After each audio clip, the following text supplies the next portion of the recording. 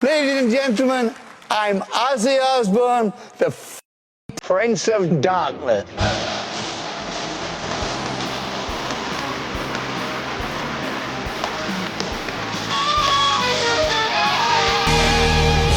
Please do not forget, subscribe to our YouTube channel and hit the notification bell to be notified when we upload next. Ozzy Osbourne, the iconic frontman of Black Sabbath and a towering figure in the world of rock music, passed away on July 22, 2025, at the age of 76. Known affectionately as the Prince of Darkness, Osbourne's career spanned nearly 6 decades, leaving an indelible mark on the heavy metal genre and popular culture. His death has elicited a wave of heartfelt tributes from his Black Sabbath bandmates, Tony Iommi, Bill Ward, and Geezer Butler, who mourned the loss of not just a musical collaborator but a brother and friend. These tributes, shared in the wake of Osbourne's passing, reflect the profound bond forged through years of groundbreaking music and personal triumphs. Osbourne's death comes mere weeks after a historic reunion concert in Birmingham, England, marking his first performance with Black Sabbath in 2 decades. This final gig, held on July 5, 2025 at Villa Park, was a poignant farewell to a career that began in the industrial heart of England and resonated across the globe. As the music world grieves, the tributes from his bandmates offer a glimpse into the man behind the legend, a man whose legacy will endure through his music and the lives he touched. Ozzy Osbourne passed away on the morning of July 22, 2025, surrounded by his family. The news was confirmed in a statement released to people by his family, who expressed their deep sorrow. It is with more sadness than mere words can convey that we have to report that our beloved Ozzy Osbourne has passed away this morning. He was with his family and surrounded by love. We ask everyone to respect our family privacy at this time. Osbourne, age 76, leaves behind his wife of over 40 years, Sharon Osbourne, and their 3 children, Amy, 41, Kelly, 40, and Jack, 39, as well as 2 children, Jessica and Lewis, from his previous marriage to Thelma Riley, and her son Elliot, whom he adopted. Osbourne's health had been a subject of public concern for years, particularly following his 2003 diagnosis with Parkinson's disease, a condition that eventually robbed him of his ability to walk. Despite these challenges, he remained a beloved figure, his spirit undimmed until the end. The family's request for privacy underscores the personal toll of losing a man who, while a global icon, was first and foremost a husband, father, and friend. In the days following Osbourne's death, his Black Sabbath bandmates took to Instagram to share their grief and memories, painting a picture of a man who was as much a part of their lives as the music they created together. Bill Ward, the band's original drummer, posted a deeply emotional tribute alongside what appears to be an old photo booth snapshot of himself and Osbourne. "Where will I find you now?" Ward, 77, wrote, "In the memories, our unspoken embraces, our missed phone calls, know you're forever in my heart." His words evoke a friendship that transcended the stage, rooted in decades of shared experiences. Ward extended his deepest condolences to Sharon Osbourne and the family, and offered sincere regrets to all the fans who had followed Osbourne's journey. He concluded with a poignant farewell, "Never goodbye. Thank you forever. Bill Ward." Months earlier, Ward had referred to Osbourne as his dearest mate in a social media post, a sentiment that now carries the weight of finality. Tony Iommi, Black Sabbath's guitarist and a key architect of their signature sound, expressed disbelief and sorrow in his Instagram post. "I just can't believe it. My dear friend Ozzy has passed away only weeks after our show at Villa Park," Ayamis, 77, wrote, referencing the band's recent reunion concert. Osbourne had performed that night from a throne, a necessity due to his Parkinson's disease, yet his presence remained as commanding as ever.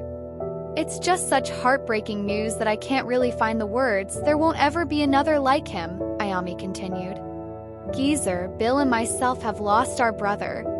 My thoughts go out to Sharon and all the Osbourne family. Rest in peace, Oz Tony."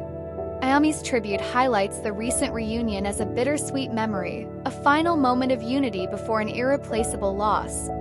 Geezer Butler, the band's bassist and lyricist, reflected on their shared history in his tribute. "Goodbye, dear friend. Thanks for all those years. We had some great fun," Butler, 76, wrote on Instagram. 4 kids from Aston. Who'd have thought, eh? His words recall the band's humble beginnings in Aston, a working-class district of Birmingham, where 4 young men forged a sound that would change rock music forever. Butler also expressed gratitude for their final performance together. "So glad we got to do it one last time back in Aston. Love you." The reunion concert, held in their hometown, was a full-circle moment for Butler and his bandmates, a chance to honor their roots and their frontman one last time. The reunion concert on July 5, 2025, at Villa Park in Birmingham was a landmark event for Black Sabbath and their fans. It marked Osbourne's first performance with the band in 20 years, a testament to his enduring connection with Iommi, Ward, and Butler. The decision to reunite came after years of speculation and Osbourne's public battle with Parkinson's disease, which had forced him to perform seated on a throne during the show. Held in their hometown, the concert was laden with emotional significance. Birmingham, where Black Sabbath formed in 1968, was the crucible of their early struggles and triumphs. The setlist featured classics like Paranoid, Iron Man, and War Pigs, songs that defined an era and a genre. For Osbourne, the performance was a heroic effort, his voice still resonant despite his physical limitations. For the band and their fans, it was a celebration of a legacy and a farewell they didn't yet know was imminent. Tributes from Ayamis and Butler underscore the concert's importance as a final act of camaraderie. "Only weeks after our show at Villa Park," Iommi wrote, while Butler noted, "So glad we got to do it one last time." The event, witnessed by thousands and shared widely online, now stands as a fitting capstone to Osbourne's career with Black Sabbath. Born John Michael Osbourne on December 3, 1948, in Birmingham, Osbourne grew up in a working-class family amid the gritty industrial landscape of post-war England. His early years were marked by hardship. He left school at 15, worked odd jobs, and briefly landed in prison for burglary. Yet music became his salvation, inspired by the likes of the Beatles. In 1968, Osbourne answered an ad placed by guitarist Tony Iommi and drummer Bill Ward, joining forces with bassist Geezer Butler to form Black Sabbath. Their debut album, Black Sabbath, 1970, introduced a dark, heavy sound that contrasted sharply with the era's prevailing pop and psychedelic trends. Followed by Paranoid later that year, the band established themselves as pioneers of heavy metal, with Osbourne's eerie vocals and theatrical presence at the fore. Albums like Master of Reality, 1971, Volume 4, 1972, and Sabbath Bloody Sabbath, 1973, solidified their influence, blending crushing riffs with lyrics exploring war, addiction, and the occult. Osbourne's charisma and unpredictability mattily made him the face of the band, even as internal tensions and substance abuse led to his departure in 1979. After leaving Black Sabbath, Osbourne launched a solo career that rivaled his band years in success.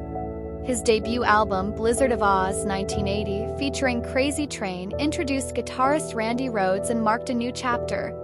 Subsequent releases like Diary of a Madman, 1981, and No More Tears, 1991, showcased his versatility and staying power. Osbourne's influence extends beyond music. Black Sabbath is credited with birthing heavy metal, inspiring bands like Metallica and Slayer, while his Prince of Darkness persona shaped rock's rebellious ethos. His reality TV show The Osbournes, 2002 to 2005, revealed a softer side, endearing him to a new generation.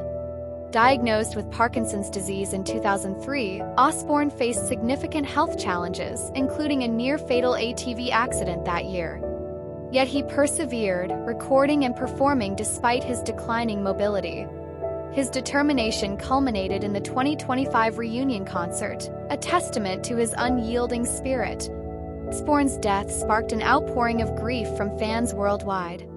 Social media overflowed with tributes, from concert footage to personal stories of how his music shaped lives. "Ozzy was the voice of my rebellion," one fan wrote, echoing a sentiment shared by millions. His legacy as a pioneer, performer, and survivor ensures his place in music history.